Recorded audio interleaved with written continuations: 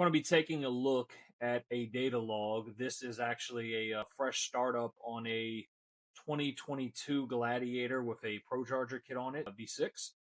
And this is the first data log. So I figured it'd be cool to kind of go over what I'm looking for on here and what kind of changes I'm going to make based off of that.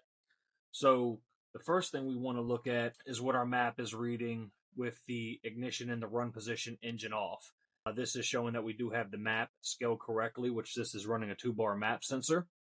From there, we're going to kind of start looking at some basics. A lot of the newer vehicles from factory, they really drive down timing during about the first 1 minute of runtime. It's pretty typical across the board, so that really doesn't concern me.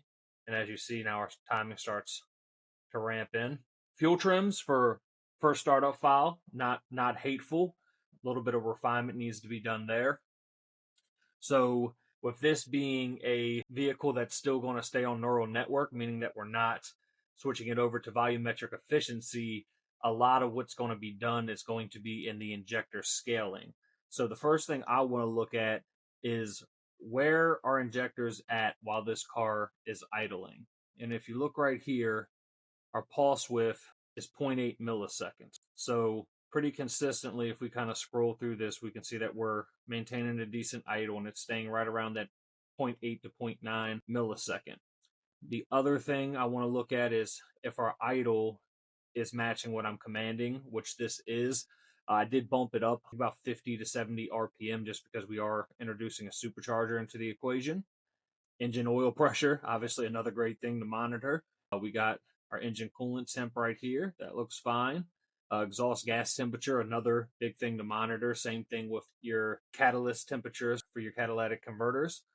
And then up towards the top, we have our oil temperature. Lucky enough, this one we can actually do fuel pressure. Not all the ECUs and the models of vehicles have that as an option, so that's really nice to have. And then another thing that a lot of people don't pay attention to is your control module voltage, which is important as well, right? That could easily point out if you got something going on with the charging system and things of that nature. So far, just for an idle, all this looks pretty good.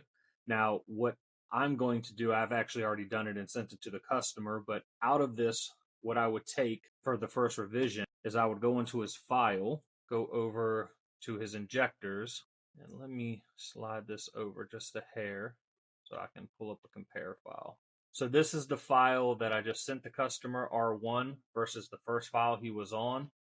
And basically all I did here is I rescaled the injectors a little bit more. So if we're idling at 0.8 milliseconds, really everything under that is all going to be off throttle stuff. So we don't need a ton of resolution right there, whereas we're going to need a bunch of resolution on everything past that point.